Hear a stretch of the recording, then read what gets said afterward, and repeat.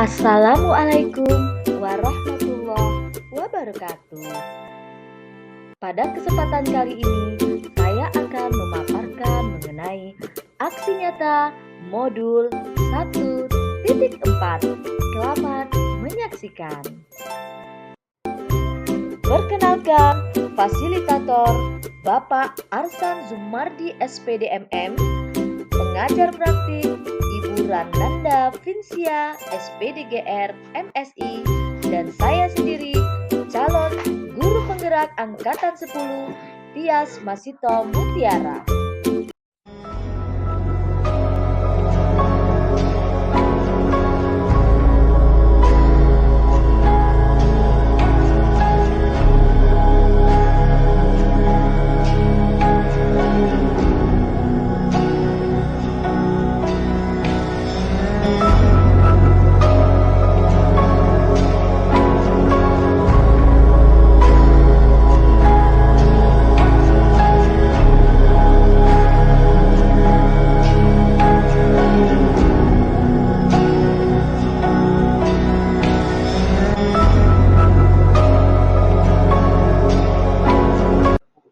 Penyebaran pemahaman kepada rekan guru di SMA Negeri 3 Palembang. Assalamualaikum warahmatullahi wabarakatuh. Selamat siang Bapak Ibu rekan sekalian. Hari ini saya akan memaparkan disiplin positif bersama saya Tias Masito Mutiara, CGP Angkatan 10 Palembang. Baiklah, silakan disimak bersama. Di sini ada disiplin positif dan perkenalkan untuk pertamanya di sini ada Pak Arsan Zumardi SPDMM sebagai fasilitator saya. Kemudian ada Ibu Rananda Vincia SPDGR MSI sebagai pengajar praktik dan saya sendiri di situ sebagai CGP Angkatan 10 Palembang. Di sini agenda yang akan kita bicarakan yaitu mengenai poin 1.4.A.9 aksi nyata modul 1.4, yaitu yang pertama ada disiplin positif, ada motivasi perilaku manusia, 3. Posisi kontrol restitusi, 4. Keyakinan sekolah atau kelas, dan yang kelima kita akan membahas mengenai segitiga restitusi. Di sini kita lihat ada miskonsepsi tentang makna kontrol. Yang pertama bisa kita lihat di situ ilusi bahwa kritik dan membuat orang merasa bersalah dapat menguatkan karakter. Kritik dan rasa bersalah digunakan untuk mengontrol murid menuju identitas gagal, membuat mereka merasa buruk tentang diri mereka dan mengembangkan dialog diri negatif. Terkadang guru mungkin tidak menyadari bahwa mereka sedang melakukan perilaku ini karena pesan negatif seringkali disampaikan dengan cara yang lembut. Kemudian yang kedua ada ilusi bahwa orang dewasa memiliki hak untuk memaksa. Banyak orang dewasa percaya bahwa mereka bertanggung jawab untuk mendorong murid untuk melakukan tindakan tertentu selama ada kemajuan yang dapat diukur. Namun mereka menyadari bahwa perilaku memaksa tidak efektif dan jangka panjang bisa menyebabkan hubungan yang salah. Kemudian miskonsepsi berikutnya itu adalah ilusi guru mengontrol murid.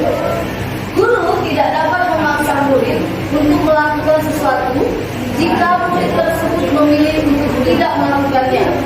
Meskipun terlihat seperti guru mengontrol perilaku murid, sebenarnya kontrol itu terjadi karena murid menginginkannya.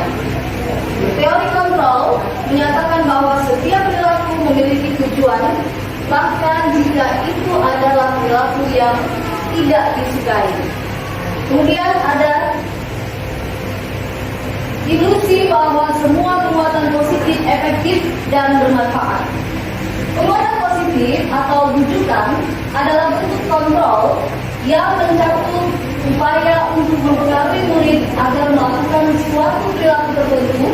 Pada akhirnya, murid mungkin menyadari kontrol tersebut dan reaksi murid bisa mencakup penolakan atau ketergantungan pada pendapat guru maju dalam usaha mereka. Ini menurut Dr. William Glasser, psikiater dan peneliti. Kemudian yang berikutnya, ini ada merubah paradigma stimulus respon kepada pendekatan teori kontrol. Selain Stephen R. Covey dalam Principle Centered Leadership 1991 mengatakan bahwa bila kita ingin membuat kemajuan perlahan, sedikit-sedikit ubahlah sikap atau perilaku Anda. Namun bila kita ingin memperbaiki cara-cara utama kita, maka kita perlu mengubah kerangka acuan kita. Ubahlah bagaimana Anda melihat dunia, ubahlah paradigma Anda, skema pemahaman dan penjelasan aspek-aspek tertentu tentang realitas. Di sini kita bisa lihat ada stimulus respon dan teori kontrol. Yang pertama di situ lihat ada realitas atau kebutuhan kita sama, kemudian realitas kebutuhan yang berbeda. Semua orang melihat hal yang sama, setiap orang memiliki gambaran yang berbeda. Kita mencoba mengubah orang agar berpandangan sama dengan kita. Pada teori kontrol, kita berusaha memahami pandangan orang lain tentang dunia. Stimulus respon mengatakan perilaku buruk dapat dilihat sebagai suatu kesalahan. Terus di teori kontrol, semua perilaku memiliki tujuan. Orang lain bisa mengontrol saya, hanya ada yang bisa mengontrol diri Anda. Saya bisa mengontrol orang lain. Pada teori kontrol, Anda tidak bisa mengontrol orang lain. Pada stimulus respon, pemaksaan ada pada saat rujukan gagal. Terus kolaborasi dan konsensus, penciptaan pilihan-pilihan baru. Dan yang terakhir, model berpikir menang atau kalah. Sedangkan teori kontrol mengatakan model berpikir menang-menang. Di sini bisa kita lihat ada makna disiplin. Menurut Bapak Ki Hajar Dewantara, Ki Hajar Dewantara menyatakan bahwa di mana ada kemerdekaan, disitulah harus ada disiplin yang kuat. Sesungguhnya disiplin itu bersifat self-disiplin, yaitu kita sendiri yang mewajibkan kita dengan sekeras-kerasnya, tetapi itu sama saja. Sebab kalau kita tidak ada cara melakukan self-disiplin, wajiblah penguasa lain mendisiplinkan diri kita. Dan peraturan demikian itulah harus ada di dalam suasana yang merdeka. Disiplin dan merdeka itu keterkaitannya. Bisa kita lihat Ki Hajar menyatakan bahwa untuk mencapai kemerdekaan atau dalam konteks pendidikan kita saat ini, untuk menciptakan murid yang merdeka, syarat utamanya adalah harus disiplin yang kuat. Disiplin yang dimaksud adalah disiplin diri yang memiliki motivasi internal. Jika kita tidak memiliki motivasi internal, maka kita memerlukan pihak lain untuk mendisiplinkan kita atau memotivasi secara eksternal. Karena berasal dari luar, bukan dari dalam diri kita sendiri. Adapun definisi kata merdeka menurut Ki Hajar Dewantara adalah mardika, iku jawalia, nora mulepasi pangre, mudah kuat kuasa aman diri, priyangga. Yaitu merdeka itu artinya tidak hanya terlepas dari perintah, akan tetapi juga cakap buat memerintah diri sendiri. Kemudian kita lihat di sini ada 5 kebutuhan dasar manusia. Kita lihat ada kebutuhan dasar manusia adalah segala sesuatu yang kita lakukan untuk mendapatkan apa yang kita inginkan. Seluruh tindakan yang kita lakukan memiliki tujuan tertentu, dan semua usaha terbaik yang kita lakukan adalah dalam rangka agar kebutuhan dasar kita terpenuhi dengan baik. 5 kebutuhan dasar manusia itu meliputi yang pertama, bertahan hidup, di mana ini berupa makanan, pakaian, tempat tinggal, keamanan dan kesehatan. Kemudian ada kebutuhan kasih sayang dan rasa diterima. Ini meliputi rasa diterima, dipedulikan, berbagi, kerjasama, menjadi bagian dalam kelompok. Yang ketiga ada penguasaan, berupa harga diri, keinginan untuk dianggap, memimpin, berprestasi, diakui dan didengar. Kebutuhan dasar yang keempat berupa kebebasan, di mana berupa makanan, pakaian, tempat tinggal, keamanan dan kesehatan. Dan yang terakhir, 5 kebutuhan dasar manusia adalah kesenangan, yaitu bermain, humor, antusiasme, dan ketawa. Kita lanjut yang berikutnya, teori motivasi perilaku manusia. Untuk menghindari ketidaknyamanan atau hukuman, itulah yang namanya motivasi eksternal. Kemudian ada untuk mendapatkan imbalan atau penghargaan dari orang lain, itu tetap motivasi eksternal. Dan untuk menjadi orang yang mereka inginkan dan menghargai diri sendiri dengan nilai-nilai yang mereka percaya, ini yang dinamakan motivasi internal atau tujuan disiplin positif. Restitusi adalah proses menciptakan kondisi bagi murid untuk memperbaiki kesalahan mereka sehingga mereka bisa kembali pada kelompok mereka dengan karakter yang lebih kuat menurut Goshen 2004. Restitusi juga merupakan proses kolaboratif yang mengajarkan murid untuk mencari solusi untuk masalah mereka dan membantu murid berpikir tentang orang seperti apa yang mereka inginkan dan bagaimana mereka harus memperlakukan orang lain menurut Charles Goshen 1996. Hukuman: 1. Tidak terencana atau tiba-tiba. 2. Murid tidak tahu apa yang akan terjadi atau tidak dilibatkan. 3. Bersifat satu arah. 4. Berupa hukuman fisik atau escape. Konsekuensi: yang pertama terencana, disepakati sesuai peraturan. Yang kedua, murid tetap dibuat tidak nyaman. 3. Sikap guru selalu memonitor murid. Restitusi: 1. Proses penciptaan murid memperbaiki kondisi kesalahan. 2. Proses yang mengajarkan murid untuk mencari solusi sendiri dengan kolaboratif. Identitas gagal dan identitas sukses. Di sini ada kolom yang isinya berupa hukuman, konsekuensi, dan restitusi. Di sini terlihat beda antara ketiga tersebut. Misal, sesuatu yang menyakitkan harus terjadi, itu terjadi pada hukuman. Konsekuensi sesuatu harus terjadi, yang ke restitusi merupakan pilihan. Terus tidak nyaman untuk murid untuk jangka waktu yang panjang. Pada konsekuensi tidak nyaman untuk murid dalam jangka waktu yang pendek. Pada kolom restitusi mengeluarkan anak atau murid dalam jangka waktu yang panjang. Di sini sudah terlihat perbedaan. Korban mendapatkan keadilan. Pada poin konsekuensi, korban bisa diabaikan, dan pada poin restitusi, korban mendapatkan gantinya. Murid akan tersakiti pada hukuman. Pada konsekuensi, murid tidak dibuat nyaman dan murid akan mendapat penguatan pada kolom restitusi. Perilaku pasif atau agresif meningkat.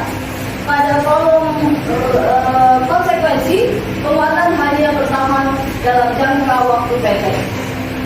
Masalah terpecahkan. Siswa tidak akan berjalan bila murid tidak takut. Di sini kelihatan sistem tidak akan berjalan bila murid tidak takut.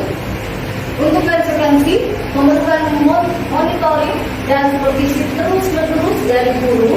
Sedangkan pada restitusi murid belajar bertanggung jawab untuk perilakunya. Jadi memang dari dalam dirinya sendiri. Kemudian berlaku hanya pada sebuah institusi, tidak berlanjut pada kehidupan yang lain. Kemudian untuk membantu penerapan mengikuti peraturan dalam masyarakat, pada poin restitusi di sini ditekankan atau fokus pada pemecahan masalah dalam jangka waktu yang panjang. Lalu peraturan adalah kamu harus, itu kalau pada poin hukuman. Pada konsekuensi, apa peraturannya? Mampukah kamu melakukannya? Kemudian ada terima kasih. Pada poin restitusi, apa yang kamu yakini, apa yang bisa untuk memperbaiki masalah. Jadi poinnya adalah untuk memperbaiki masalah. Murid akan di sini Anda lihat juga ada poin negatif, netral, dan positif. Awas kalau dilakukan lagi ya, nanti kamu titik. Misal itu pada hukuman. Kalau pada konsekuensi, lakukan apa yang saya lakukan. Pada poin restitusi, apa hal ini yang sesungguhnya kamu lakukan. Dan di sini konsepnya diri buruk, konsep diri adalah baik, konsep diri adalah kuat pada restitusi. Kemudian kita lanjut, di sini ada identitas gagal dan identitas sukses. Masih tetap yang sama, hukuman, konsekuensi, dan restitusi. Murid atau anak belajar menyembunyikan kesalahan. Pada konsekuensi, murid belajar taat peraturan, dan restitusi, murid sadar memecahkan masalah. Mencoba mengontrol anak dengan perbuatan negatif, membayar impas kesalahan. Kemudian Anda mencoba mengontrol anak dengan perbuatan yang positif. Pada poin restitusi, anak paham bahwa dirinya sendiri yang pegang kendali kontrol. Jadi dia terlihat lebih fokus pada restitusi. Dapat pada murid marah, merasa bersalah, rendah diri, dan mengasihkan diri. Itu yang terdapat pada pemberian hukuman. Konsekuensi, kehilangan hak, waktu jeda seorang diri, time out, atau penahanan detection. Pada restitusi, murid atau anak tidak kehilangan waktu, namun bersemangat untuk memperbaiki diri. Terus pada poin hukuman, menyakitkan, guru menjalani konsekuensi dengan menyalahkan atau mengkritik, menyindir, dan merendahkan. Pada konsekuensi, membantu guru menyatakan peraturan, melakukan peringatan, dan menerapkan konsekuensi. Sedangkan pada restitusi, di sini menguatkan prinsipnya, guru menyebutkan keyakinan kelas, membimbing kerangka atau berpikir restitusi murid atau anak. Kita lihat di sini posisi kontrol restitusi ada 5, yaitu sebagai penghukum, sebagai pembuat rasa bersalah, sebagai teman, sebagai pemantau, dan juga sebagai manajer. Yang pertama sebagai penghukum. Dikatakan penghukum itu bisa menggunakan hukuman fisik maupun verbal. Orang-orang yang menjalankan posisi penghukum senantiasa mengatakan bahwa sekolah memerlukan sistem atau alat yang dapat lebih menekan murid-murid lebih dalam lagi.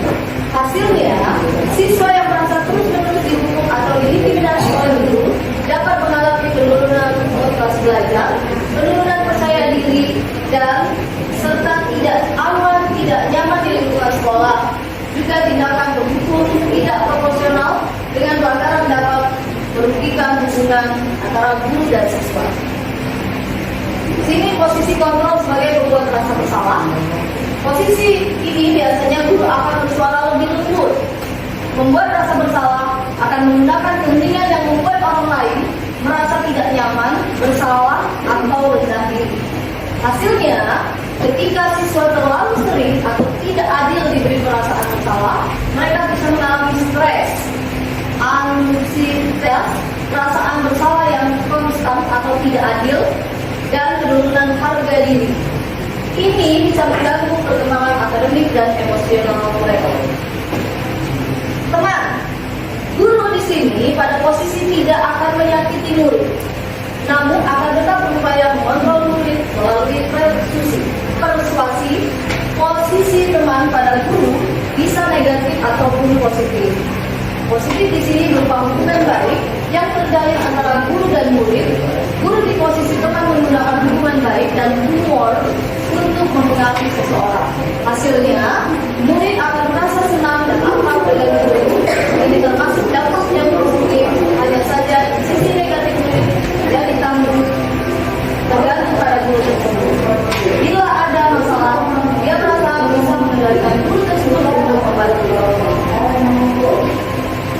Kemudian sebagai pemantau bisa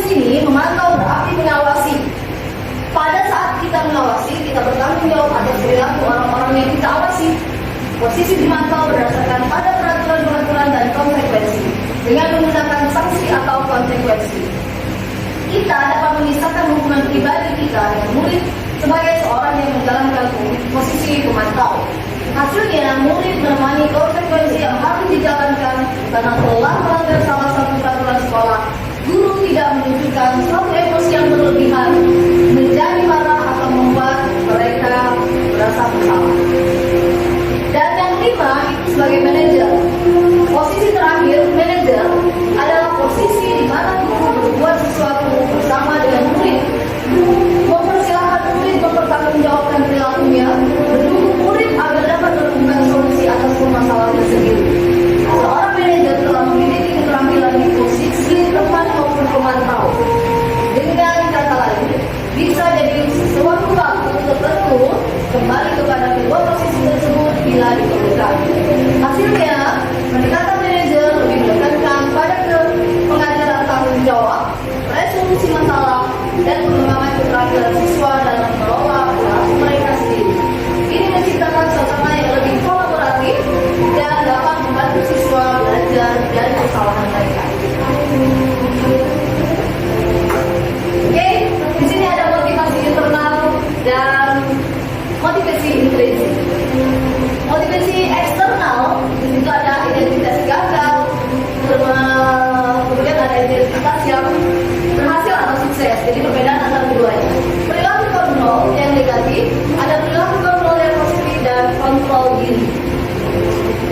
Jika ada penghukum, membuat orang merasa bersalah, teman, pemantau, dan satu lagi sebagai manajer seperti 5 yang kita jelaskan tadi. Misalnya kita ambil guru berkata, kalau kamu tidak melakukannya, saya akan. Nah, pada membuat orang merasa bersalah itu adalah kamu sudah mengecewakan ibu atau bapak. Pada posisi teman, kita akan lakukan bapak atau ibu. Ya sudah, nanti bapak atau ibu bantu kamu. Pada posisi pemantau, nanti bisa di sini kita lihat apa peraturannya, apa artinya, terus apa yang terjadi selanjutnya. Dan pada kata-kata kontrol diri, apa yang kita atau apa yang kamu sadari hal tersebut. Kemudian kita lihat di sini mengapa keyakinan kelas atau mengapa tidak peraturan kelas saja. Jadi kata-katanya itu hanya pada keyakinan dan peraturan. Di sini alasannya untuk mendukung motivasi intrinsik kembali nilai-nilai keyakinan lebih menggerakkan seorang dibandingkan mengikuti serangkaian peraturan-peraturan. Yang pertama, mengapa kita memiliki peraturan tentang penggunaan helm pada saat mengendarai kendaraan roda 2 atau motor? Yang kedua, mengapa kita memiliki peraturan tentang penggunaan masker dan mencuci tangan setiap saat? Pembentukan keyakinan kelas atau sekolah. Yang pertama, keyakinan kelas bersifat lebih abstrak dalam hal ini daripada peraturan yang lebih rinci dan konkret. Keyakinan kelas berupa keyakinan universal. Pernyataan keyakinan kelas biasa dibuat dalam bentuk yang positif. Keyakinan kelas hendaknya tidak terlalu banyak sehingga mudah diinginkan dan dipahami oleh semua warga kelas. Keyakinan kelas sebaiknya sesuatu yang dapat diterapkan di lingkungan tersebut. Semua warga kelas hendaknya ikut berkontribusi dalam perbuatan keyakinan kelas lewat kegiatan curah pendapat. Kemudian bersedia meninjau kembali keyakinan kelas dari waktu ke waktu. Di sini kita lihat contoh keyakinan kelas. Kita lihat di sini ada keyakinan kelas 1, kelas 7 dan kelas 5. Keyakinan kelas 1 ini yang mereka buat. Setiap anggota kelas perlu belajar. Kemudian setiap anggota kelas perlu senang. Itu keyakinan kelas di kelas 1. Karena di keyakinan kelas 5 selalu bersikap positif, senantiasa menjadi diri yang terbaik. Atau di kelas 5 kita lihat di sini ada hormat, bekerja, diterima dan dimiliki. Segitiga restitusi. Segitiga restitusi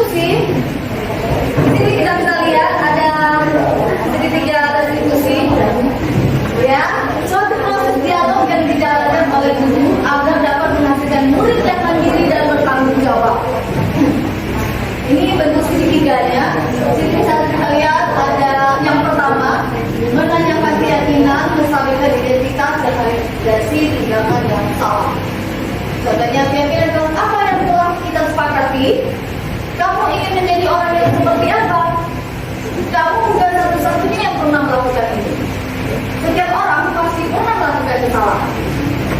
Kemudian adakah cara yang lebih efektif untuk mendapatkan apa yang kamu butuhkan? Kemudian kamu tentu punya alasan mengapa melakukan hal itu. Kemudian menstabilkan identitas. Menstabilkan identitas ini bagian dasar dari segitiga bertujuan untuk mengubah identitas anak dari orang yang gagal karena melakukan kesalahan menjadi orang yang sukses. Di sini misalnya berbuat salah itu wajar. Tidak ada manusia yang sempurna. Ibu, bapak juga pernah melakukan itu. Ibu atau bapak tidak mau mencari siapa yang salah, tapi ibu atau bapak ingin mencari solusi dari permasalahan itu.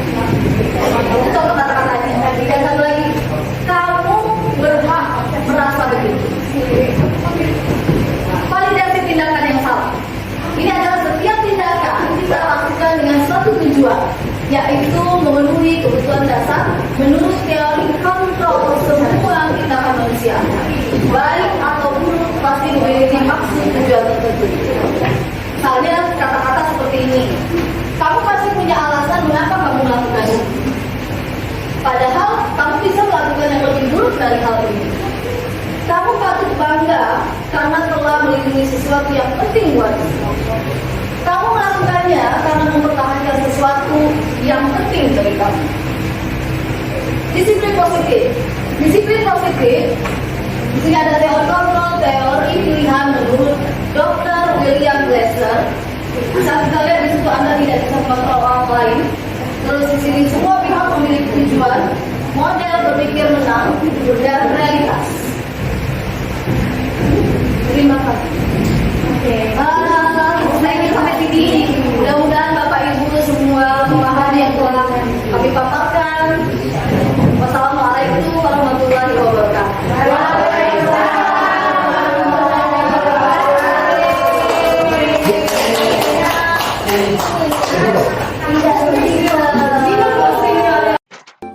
Refleksi dari beberapa teman sejawat CGP. Baik, Assalamualaikum warahmatullahi wabarakatuh. Perkenalkan, nama saya Vita Yursastari. Saya di sini memberikan refleksi mengenai pemaparan dari rekan CGP saya mengenai disiplin positif. Peristiwa yang terjadi selama pemaparan berlangsung, saya mendapatkan banyak sekali ilmu dan informasi mengenai konsep-konsep dalam disiplin positif yang bisa diterapkan pada lingkungan sekolah maupun pada pembelajaran di kelas. Lalu yang kedua, perasaan yang saya rasakan setelah mendapatkan pemaparan dari rekan CGP saya merasa sangat termotivasi dan juga sangat tertantang untuk menerapkan beberapa konsep dari disiplin positif dalam pembelajaran di kelas dan juga lingkungan sekolah. Lalu yang ketiga, pembelajaran yang saya dapatkan dari pemaparan yang dilakukan oleh rekan CGP saya mendapatkan ilmu dan informasi mengenai 5 kebutuhan dasar manusia, lalu mengenai segitiga restitusi, dan juga mengenai 5 posisi kontrol pada guru, yang dimana pada dasarnya guru diharapkan dapat menerapkan posisi kontrol yang kelima, yaitu sebagai manajer, dan dapat mengurangi posisi kontrol dalam hal penghukum dan juga pembuat rasa bersalah. Lalu saya juga mendapatkan ilmu mengenai teori motivasi yang terdiri dari motivasi eksternal dan juga internal, lalu juga mengenai miskonsepsi dari makna kontrol dan lain sebagainya.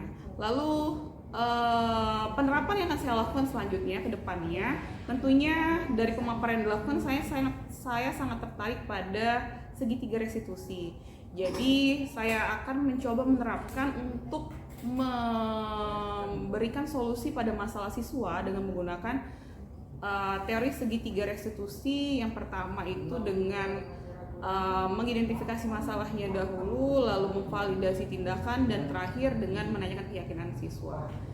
Mungkin itu saja yang dapat saya sampaikan. Saya akhiri. Wassalamualaikum warahmatullahi wabarakatuh. Assalamualaikum warahmatullahi wabarakatuh. Perkenalkan, saya Linda Suryani. Saya ingin memberikan refleksi terhadap pemaparan yang telah disampaikan oleh teman CGP saya. Setelah mendengarkan pemaparan beliau, saya mendapatkan informasi dan ilmu baru terkait dengan disiplin positif yang dalam kegiatan pembelajaran. Saya merasa termotivasi ke depannya untuk mendapatkan dan menerapkan disiplin positif tersebut. Karena di dalam disiplin positif itu menurut dari Ki Hajar Dewantara yang menyatakan bahwa di mana ada kemerdekaan disitulah harus ada disiplin yang kuat. Nah, kedepannya saya akan mencoba yang namanya menerapkan tentang disiplin positif. Contohnya untuk mengurangi penggunaan yang namanya hukuman. Selain penggunaan hukuman juga ada yang namanya konsekuensi kepada murid. Karena penggunaan yang hukuman dan konsekuensi terhadap murid itu kita harus lebih mengarahkan melakukan segitiga restitusi dengan mengacu kepada keyakinan kelas yang telah dibahas dan kesepakatan bersama. Nah, dengan pemaparan dari CGP saya di sini saya akan menerapkannya di dalam kelas terhadap murid-murid saya. Mungkin penerapannya lebih jelas lagi, tidak akan menggunakan yang namanya hukuman, terus yang konsekuensi. Karena dari kita di sini saya akan menerapkan yang namanya segitiga restitusi tersebut. Dari pemaparan yang dilakukan oleh CGP, akhirnya saya tahu tentang disiplin positif. Selama ini belum mengetahui tentang makna dari disiplin positif, akhirnya menjadi mengerti. Ya, mungkin hanya ini yang bisa saya sampaikan. Saya akhiri. Wassalamualaikum warahmatullahi wabarakatuh. Assalamualaikum warahmatullahi wabarakatuh. Perkenalkan, nama saya Armandita. Saya akan memberikan refleksi pemaparan tentang disiplin positif yang telah dilakukan oleh rekan CGP saya. Adapun refleksi yang akan saya berikan terhadap rekan CGP saya diantaranya adalah ketika mendengarkan hasil pemaparan yang telah beliau sampaikan, saya mendapatkan informasi dan ilmu baru mengenai apa itu disiplin positif, lalu bagaimana kiat serta cara-cara kita supaya bisa menerapkan disiplin positif tersebut ketika melakukan kegiatan pembelajaran dalam kelas.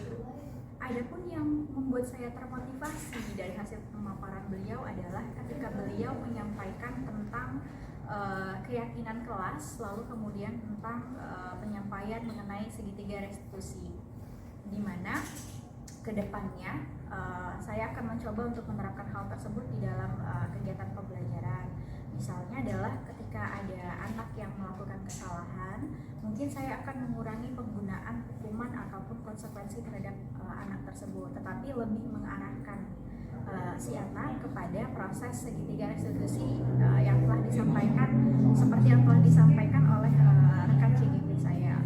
Tentunya pengarahan menuju ke arah segitiga restitusi tersebut didasarkan kepada keyakinan kelas yang sebelumnya telah dibahas, kemudian sudah didiskusikan dan disepakati bersama. Saya rasa demikian refleksi yang bisa saya sampaikan. Semoga rekan-rekan yang lain, teman-teman yang lain juga bisa termotivasi atas apa yang telah disampaikan oleh rekan CGP kita. Saya akhiri. Terima kasih. Wassalamualaikum warahmatullahi wabarakatuh. Assalamualaikum warahmatullahi wabarakatuh. Perkenalkan, nama saya Ayu Maulidina. Saya ingin memberikan refleksi terhadap penerapan yang telah dilakukan mengenai disiplin positif. Yang pertama, perasaan saya setelah mendapatkan pemaparan sangat termotivasi dan tertantang untuk menerapkan berbagai konsep disiplin positif dalam pembelajaran di kelas. Saya mendapatkan ilmu baru dan informasi dalam dunia pendidikan mengenai disiplin positif. Pembelajaran yang saya dapatkan mengenai miskonsepsi tentang makna kontrol, makna dari disiplin, 5 kebutuhan dasar manusia, yaitu yang pertama bertahan hidup, yang kedua kasih sayang yang diterima, yang ketiga penguasaan, dan yang keempat kebebasan dan kesenangan. Teori motivasi perilaku manusia, perbedaan dari hukuman, konsekuensi, dan restitusi, 5 posisi kontrol guru, pembentukan keyakinan kelas, dan segitiga restitusi. Dalam pemaparan pun sudah dilengkapi dengan penerapan yang telah dilakukan sehingga membuat saya cukup mengerti mengenai konsep-konsep tersebut. penerapan pada tahap selanjutnya saya akan mencoba untuk menerapkan beberapa konsep seperti keyakinan kelas, menerapkan control manager, dan menerapkan konsep segitiga restitusi dalam menyelesaikan permasalahan siswa. Baik, itu saja yang dapat saya sampaikan. Assalamualaikum warahmatullahi wabarakatuh. Assalamualaikum warahmatullahi wabarakatuh. Kenalkan, nama saya Fandi Setiawan. Nah, di sini saya ingin memberikan refleksi terhadap pemaparan yang telah dilakukan mengenai disiplin. Yang pertama, peristiwa yang saya dapat hari ini, saya mendapat ilmu baru dan informasi yang lebih dalam dunia pendidikan mengenai apa itu disiplin. Sementara yang kedua, perasaan saya setelah mendapatkan pemaparan dari disiplin positif, saya sangat senang dan saya sangat termotivasi dan tertantang untuk menerapkannya di berbagai konsep disiplin positif dalam lingkungan sekolah nanti. Kemudian yang ketiga, pembelajaran yang saya dapatkan mengenai miskonsepsi tentang makna kontrol, makna dari disiplin, kebutuhan dasar manusia yang meliputi kebutuhan bertahan hidup, kemudian kasih sayang, ada juga penguasaan, kemudian kebebasan dan juga kesenangan.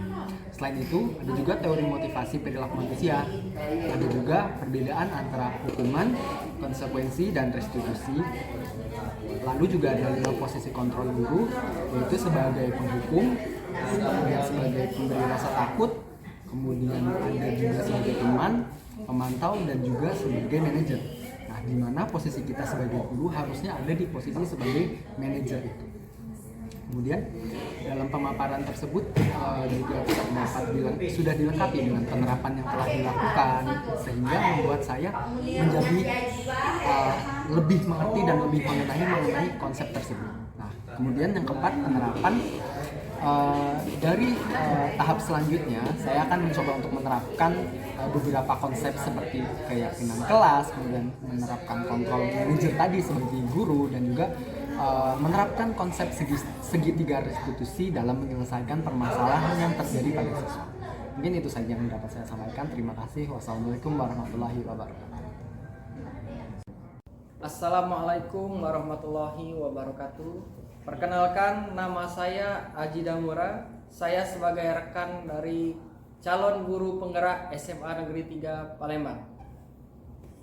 Saya ingin memberikan refleksi terhadap pemaparan yang telah dilakukan mengenai disiplin positif. Perasaan saya setelah mendapatkan pemaparan yang sangat termotivasi dan tertantang untuk menerapkan berbagai konsep disiplin positif dalam pembelajaran di kelas. Mengenai mengkonsepsi tentang makna kontrol, makna dari disiplin, 5 kebutuhan dasar manusia, mulai dari bertahan hidup, kasih sayang, penguasaan, kebebasan, dan kesenangan. Teori motivasi perilaku manusia, perbedaan dari hukuman, konsekuensi, dan restitusi. 5 positif kontrol guru, pembentukan keyakinan kelas, dan segitiga restitusi. Dalam pemaparan pun sudah dilengkapi dengan penerapan yang telah dilakukan sehingga membuat saya cukup mengerti mengenai konsep tersebut. Demikian refleksi dari saya. Assalamualaikum warahmatullahi wabarakatuh. Assalamualaikum warahmatullahi wabarakatuh. Perkenalkan, nama saya Chandri Mareta Purnama Ramadhani. Saya ingin memberikan refleksi terhadap pemaparan yang telah dilakukan oleh teman CGP saya mengenai disiplin positif. Saya mendapatkan inspirasi praktik baik dalam pembelajaran segitiga restitusi, di mana mengenai murid yang tidak sesuai keyakinan kelas yang telah dibuat. Saya mendapatkan ide pembelajaran yang menarik dengan memanfaatkan teknologi pada pembelajaran untuk meningkatkan kolaborasi murid dan hasil belajar. Kemudian saya mengoptimalkan pembelajaran yang kolaboratif untuk lebih mendukung disiplin positif di kelas.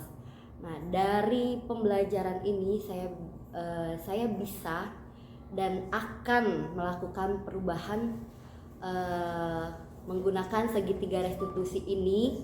Yang pertama, mengajak murid dalam kondisi yang nyaman sehingga murid bisa terbuka dan kemudian lebih nyaman untuk belajar.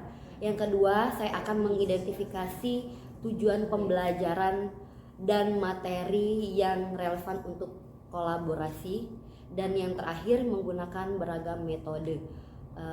Demikianlah yang bisa saya sampaikan. Saya akhiri, wassalamualaikum warahmatullahi wabarakatuh. Assalamualaikum warahmatullahi wabarakatuh. Perkenalkan, saya Ikan Anda Zerolan. Saya di sini sebagai peserta presentasi atau pemaparan materi dari calon guru penggerak yang berkaitan dengan materi disiplin positif. Peristiwa yang saya alami, saya mendapatkan banyak ilmu baru dan juga pengetahuan baru tentang disiplin positif itu sendiri. Saya setelah mengikuti pemaparan ini, saya merasakan sangat senang, sangat bahagia. Karena apa? Karena ilmu ini baru menurut saya. Kemudian saya sangat termotivasi dan tertantang untuk menerapkannya di dalam lingkungan pendidikan. Nah, pembelajaran yang saya dapatkan dari pemaparan atau penjelasan materi ini ada tentang miskonsepsi makna kontrol, kemudian ada 5 kebutuhan dasar manusia, kemudian ada juga yang sangat menarik bagi saya, yaitu tentang perbedaan antara hukuman, konsekuensi, dan restitusi. Nah, di mana di dalam penjelasan ini dijelaskan semua bagaimana apa itu hukuman, apa itu konsekuensi, dan apa itu restitusi, kemudian dan sudah ada contoh perilakunya dalam pemaparan tersebut.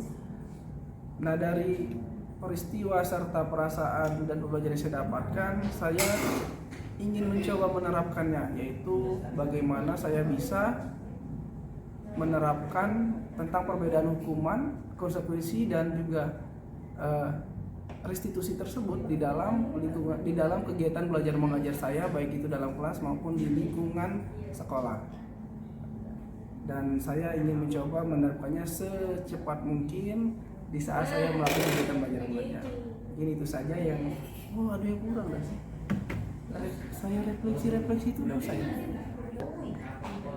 Mungkin itu saja refleksi yang dapat saya sampaikan terhadap pemaparan materi kali ini.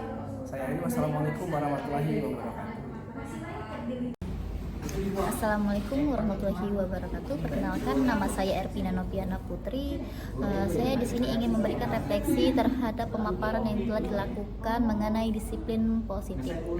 Pertama, peristiwa yang didapatkan pada hari ini yaitu saya mendapatkan ilmu dan informasi yang baru di dalam dunia pendidikan, serta mengenai tentang disiplin positif.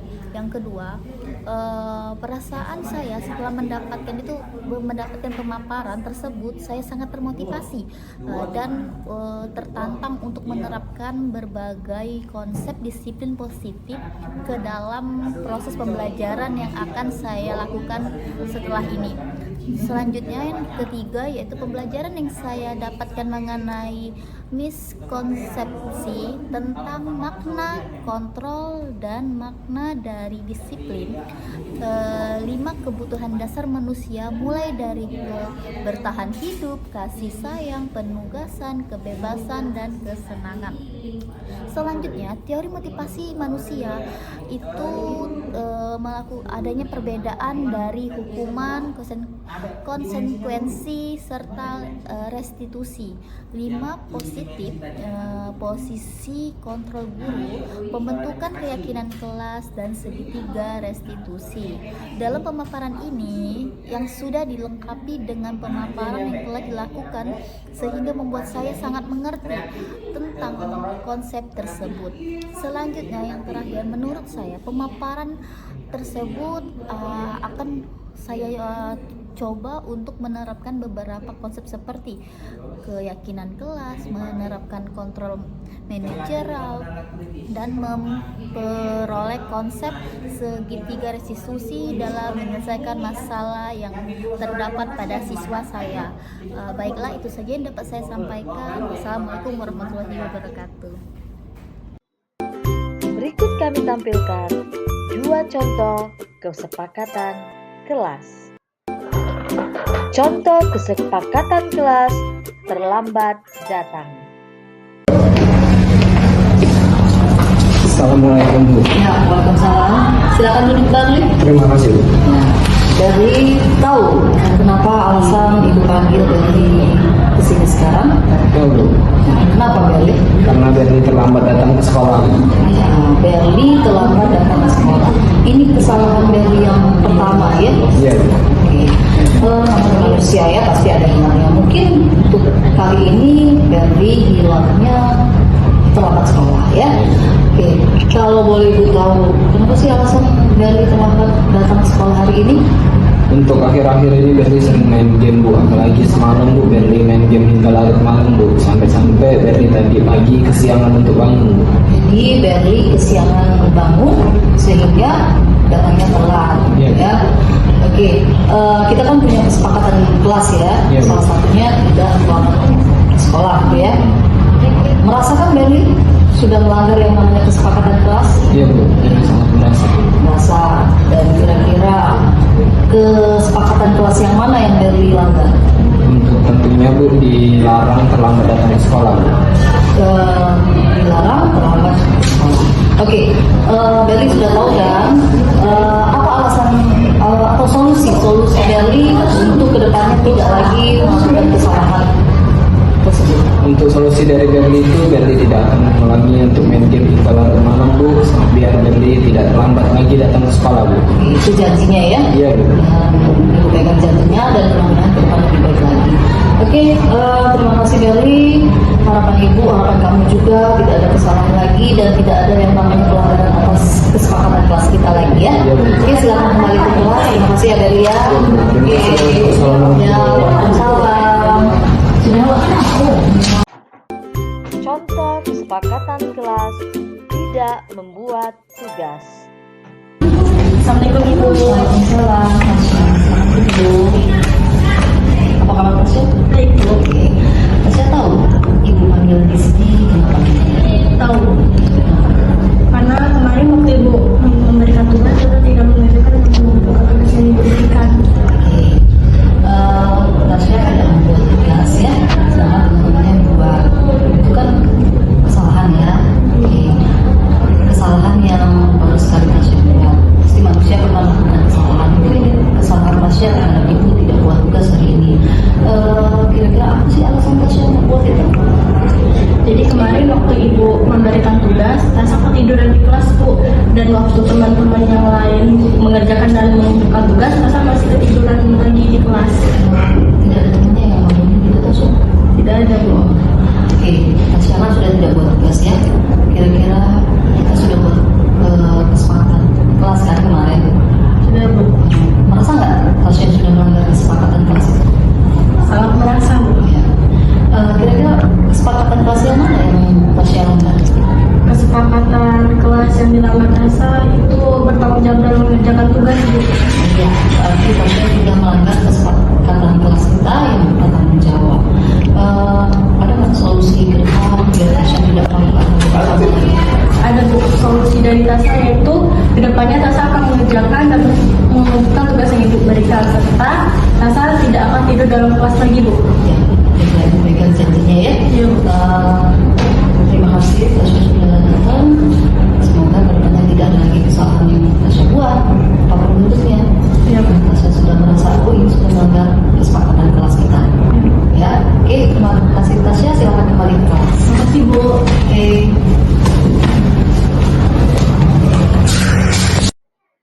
Berikut refleksi penanganan kasus yang disampaikan oleh murid. Assalamualaikum warahmatullahi wabarakatuh. Perkenalkan, nama saya Muhammad Norberli Kasera dan rekan saya Tasya Resnita.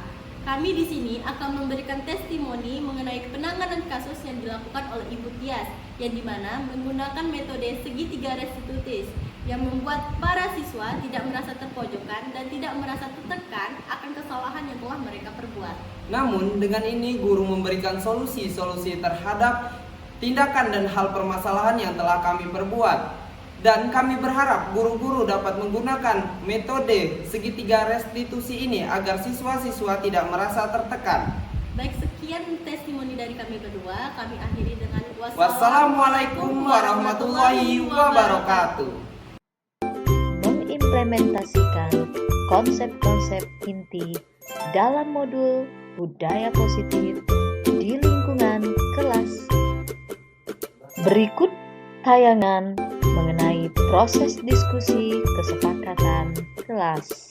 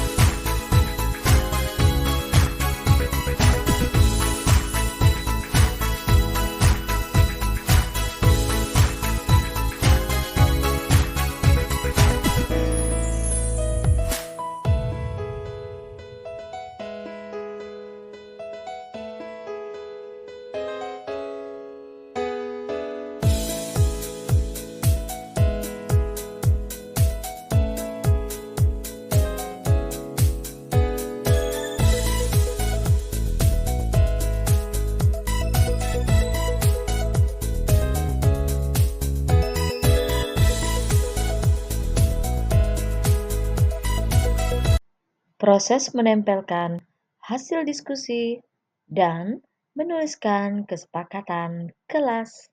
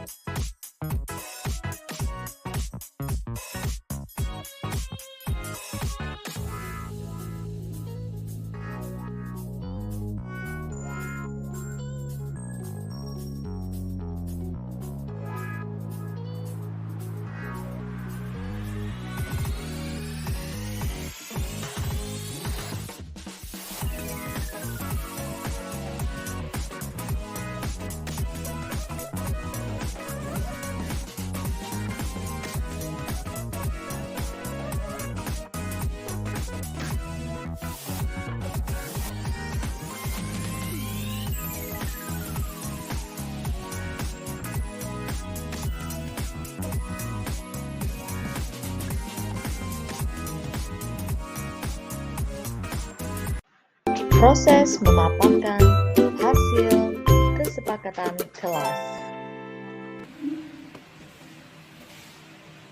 Assalamualaikum warahmatullahi wabarakatuh. Pertama-tama izinkan terlebih dahulu kami memperkenalkan diri. Yang pertama, saya Rasa Resnita. Saya Ramiza Eliaska. Saya Fabian Iswa. Di sini kami bertiga akan mempresentasikan mengenai kesepakatan kelas serta kebijakan dan keyakinan kelas yang telah kami sepakati. Saya akan membacakan mengenai kesepakatan kelas. Kesepakatan atau keyakinan kelas yang telah kami buat yaitu adalah menghargai pendapat orang lain serta menjaga kebersihan kelas. Lalu masih ada lagi kesepakatan yang telah kami buat yaitu dilarang merokok, dilarang mencuri, serta berpakaian rapi.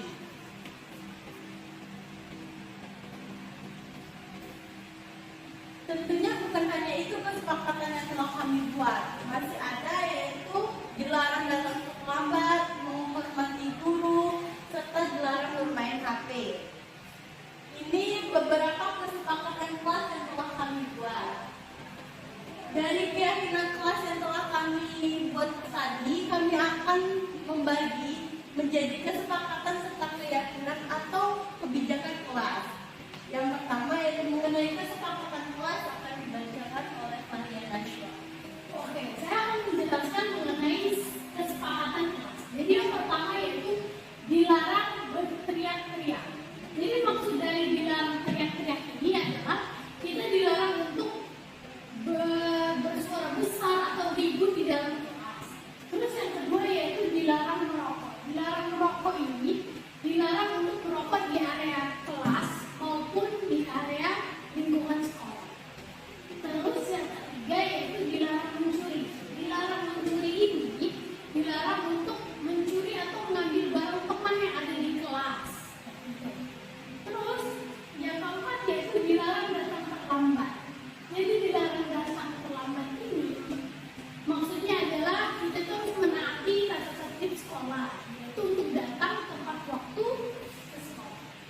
Terus yang kelima ada menjaga kebersihan. Menjaga kebersihan ini adalah menjaga kebersihan di lingkungan sekolah maupun di luar lingkungan sekolah seperti membuang sampah pada tempatnya.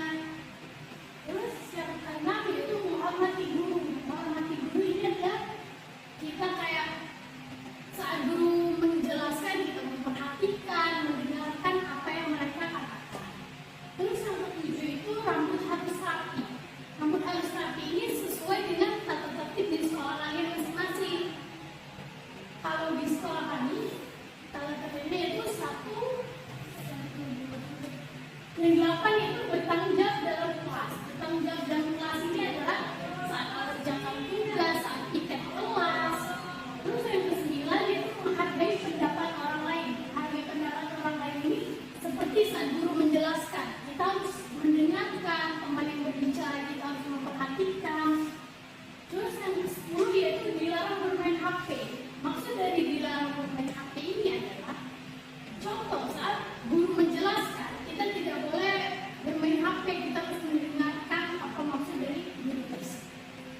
Baik, itulah kesepakatan kelas yang telah kami buat. Selanjutnya dari kesepakatan kelas ini akan terbagi menjadi 3 poin, yang dimana 3 poin itu bisa dikatakan sebagai kebijakan atau keyakinan kelas yang akan dipresentasikan oleh Ramiza. Oke, selanjutnya ada kebijakan atau keyakinan kelas. Di sini dibagi menjadi 3, yaitu yang pertama ada kebersihan, menghormati dan menghargai, dan toleransi. Untuk kebersihan terbagi menjadi 2, yaitu pertama, menjaga kebersihan kelas dan lingkungan kelas. Contohnya kecilnya aja, kita dilarang untuk membuang sampah sembarangan. Jadi di kelas kita harus membuang sampah pada tempatnya, yaitu tong sampah. Yang kedua itu rambut harus rapi. Seperti yang sudah dijelaskan oleh Fahrian Nasyon tadi, ini tergantung dengan sekolah kalian masing-masing. Kalau di sekolah kami itu yang laki-laki harus 121. Selanjutnya itu ada menghormati dan menghargai.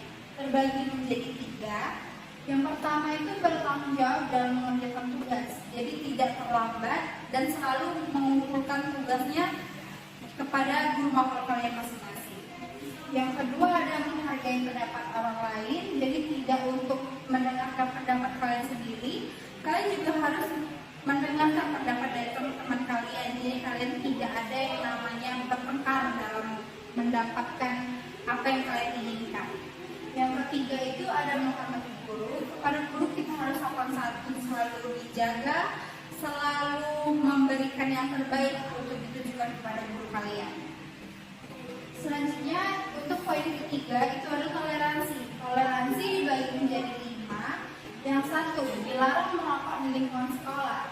Untuk merokok ini kalian dilarang untuk di lingkungan sekolah, terutama di bagian kelas kalian, karena itu dapat mencoreng nama baik serta nama baik sekolah kalian juga.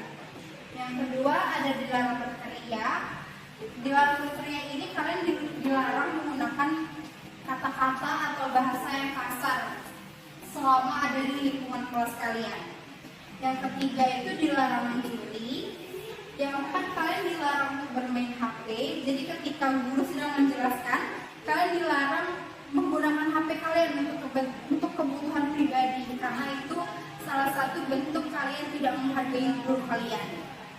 Yang terakhir itu ada dilarang datang terlambat, karena sekolah sudah menetapkan peraturan untuk datang sekian jam sekian. Baik, itulah presentasi mengenai kesepakatan, keyakinan, serta kebijakan kelas yang telah kami buat. Jika ada salah kata kami mohon maaf. Kami akhiri dengan wassalamualaikum warahmatullahi wabarakatuh.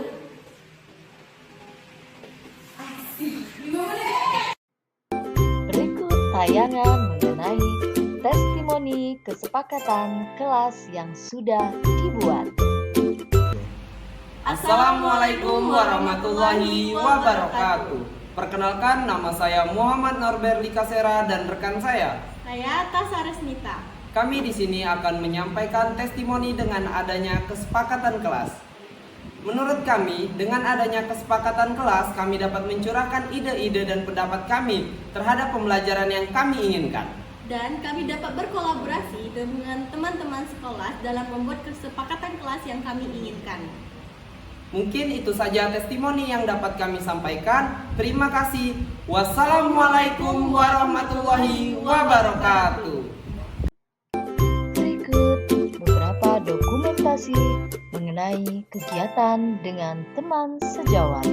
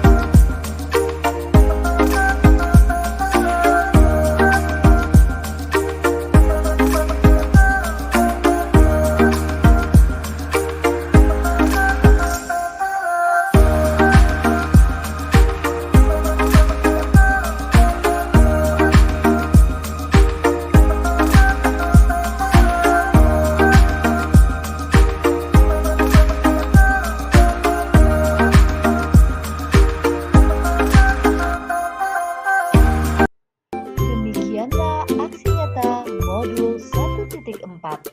Terima kasih, semoga bermanfaat. Wassalamualaikum warahmatullahi wabarakatuh.